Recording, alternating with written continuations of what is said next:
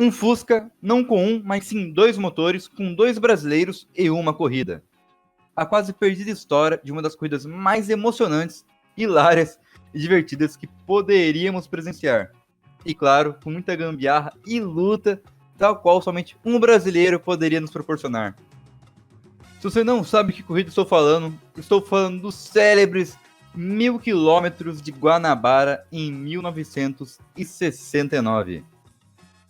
Tudo começou em 1969, quando o piloto Wilson Fittipaldi Jr. e o engenheiro Ricardo Dívila tinham apenas 60 dias para arrumar um carro de corrida ou impossivelmente montar um. Porém, como bons brasileiros que são, os dois resolveram aceitar o desafio e dali para frente o que fizeram foi história. E fizeram valer da gambiarra e criatividade. E a decisão deles foi a de preparar um Fusca convencional e transformá-lo em um verdadeiro monstro de corrida. E por que eles não correram com um carro próprio para a corrida? No caso, um GT ou qualquer outro carro mais esportivo? Simples, porque eles não tinham carro algum. E nas palavras do próprio Wilsinho, estávamos sem carro para competir. Tínhamos começado um projeto e o Ricardo estava trabalhando no protótipo, que levaria a mecânica do Alfa GTA, mas não ficaria pronto a tempo. O tal protótipo era tão protótipo que levaria mais de ano, e tempo era o que eles não tinham. Então a dupla precisava de um bom carro com bastante aceleração, com bom torque e principalmente barato, tendo em vista que eles não tinham dinheiro para trazer um GT da Europa. E a corrida, como foi dito antes, era os 1000 km de Guanabara.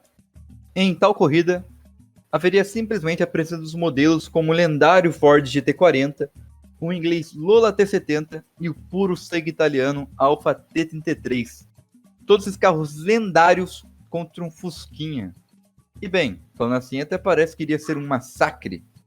Porém, o Fusca, que antes era original, iria passar por uns pequenos reajustes. E aqui chegamos na parte mais maravilhosa dessa história e a parte que tornou tudo isso possível. Bem, eles tinham um Fusca pessoal, todo original, mas para encarar o desafio, o Fusca foi totalmente modificado. Porém, não por qualquer engenheiro mecânico, mas simplesmente os irmãos Fittipaldi e seus amigos, Ernie Laber, Nelson Brise e Ricardo Dívila, que é responsável pela criação do Copesucar FD01 da Fórmula 1. E com todos esses homens de peso, eles começaram seu projeto.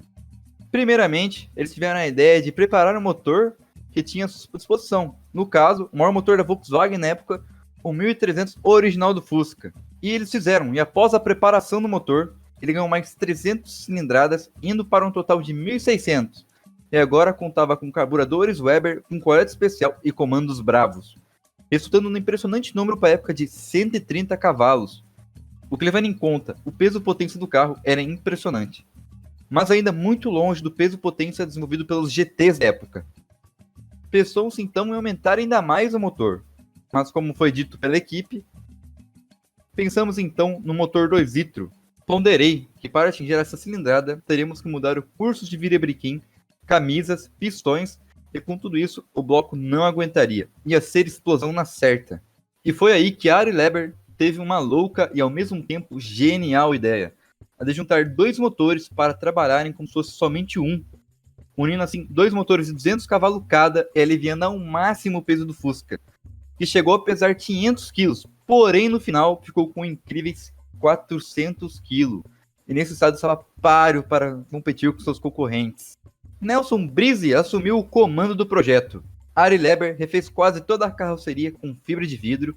Ricardo Dívila cuidou das mudanças no chassi e suspensão. O assoalho original foi cortado e ganhou um outro chassi central para alojar uma estrutura tubular, onde se apoiava o motor Boxer de 8 cilindros, a suspensão traseira de Fórmula V. E vocês podem reparar que esse Fusca utilizava muitas peças do Fórmula V, porque nessa mesma época, a Volkswagen que fornecia as peças e tinha um bom estoque para o Fórmula V. E uma estrutura foi soldada, o Santo Antônio do carro, ou para os Enzos, Hulk Hogan. Mas quem entende um pouco, sabe sobre mecânica, está se perguntando como foi capaz de unir dois motores no mesmo eixo, tendo em vista que isso seria uma péssima ideia para altas velocidades. pois os motores poderiam trabalhar em tempos diferentes ou, pior, darem solavancos um no outro. E para solucionar esse problema, foi utilizada uma ideia genial e muito simples. Uma junta elástica Gilbo no eixo do cardan resolvia o problema. A potência total era de 400 cavalos e o combustível usado foi metanol. Mas ainda faltavam muitas peças para terminar o projeto, como o chassi, que levaria muito tempo para ser desenvolvido do zero. Mas, para resolverem o maior problema, que nem era o carro e sim o tempo, eles pegaram um chassi de Fusca e cortaram ele um pouco antes do assento do motorista. Dali para trás foi posto um chassi tubular. A suspensão era composta pela traseira do Fórmula V, com semi-eixo, molas espirais e amortecedores telescópicos. Na dianteira foi mantida a suspensão original do Fusca.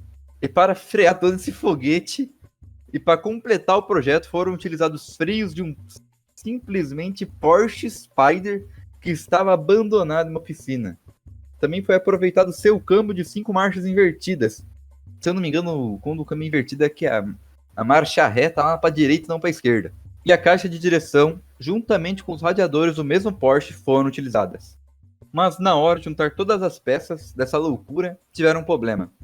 Como arrefecer os 8 cilindros? E como fazer para entrar ar pelo scope?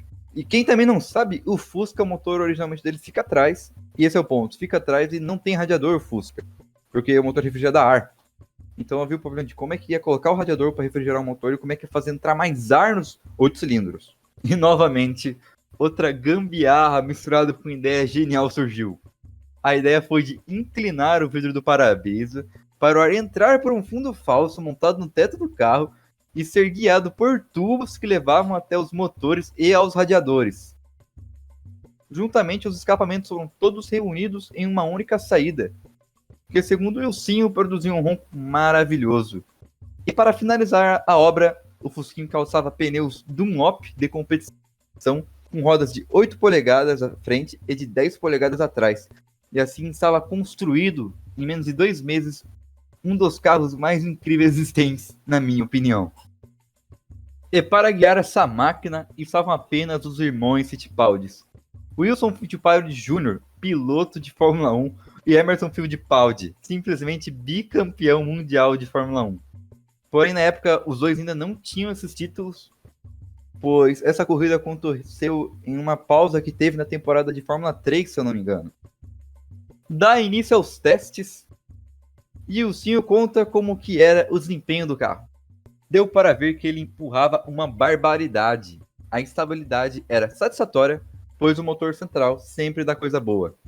Quando chegaram os pneus Dunlop de competição e os colocaram nas rodas, aí sim o carro grudou no chão para valer. E pilotar o Fusca na antiga pista de Interlagos e Guanabara deveria ser uma missão muito difícil, tendo em vista que os antigos trajetos eram muito mais travados e acentuados que hoje em dia. E segundo Fittipaldi, nosso carro tinha uma primeira bastante longa, o suficiente para fazermos a curva do Bico de Pato, a mais travada de Interlagos. No fim do retão, calculo que chegávamos a 220 km por hora. O carro andava muito, tinha um tremendo torque. A curva do sol nós fazíamos totalmente de lado, controlando nosso acelerador, pois esse era o jeito de fazer tempo com esse carro, esse era o jeito dele. E na corrida de classificação, conseguiram um impressionante tempo, assim largando em segundo lugar, à frente do Ford GT40 do José Moraes e do Lola T70 do Marcelo Di Paoli, e só atrás do Alfa T33 do José Carlos Passe, mais conhecido como o Mocó. E durante a corrida, diz o Lucinho, ninguém acreditou naquilo que estava acontecendo. Foi bem engraçado, trouxeram os melhores carros do mundo e largaram atrás de um Fusca. Eles não gostaram muito, ficaram meio invocados, diz, divertindo-se enquanto recorda. Na corrida, como a primeira marcha era longa, o Emerson perdeu uma posição logo na largada. Mas depois que afinava as primeiras, as outras marchas iam próximas e o carro acelerava, que era uma barbaridade. Na quinta volta, recuperou a posição e manteve-se em segundo por mais de meia hora, andando sossegado na frente do Lola e do GT40, só permanecendo atrás do Mocó no Alfa. O piloto Liam Duarte foi testemunha do feito do Fusquinha. Liam pilotava um Puma com motor preparado e com tal carro chegava ao final da reta a 190 km, quase 200. E como ele disse, mesmo assim o Emerson me passava feito um rojão. E assim se deu um espetáculo de um Fusca, quase liderando a corrida por horas. Ficou mais de 30 minutos em segundo lugar e fazia ultrapassagem por GT40 e outros carros como se eles fossem carretas. Porém, grande parte do feito se deve ao estilo de pilotagem. O carro andava mais de lado do que reto, fazendo as curvas derrapando por elas para conseguir um melhor tempo. E por algum tempo todos observavam um Fusquinha que roubava a cena. Mas em um determinado tempo e pontos da corrida, o câmbio do Porsche não aguentou a pressão e foi do Comes e Bebes. Porém, ali já estava feita a história.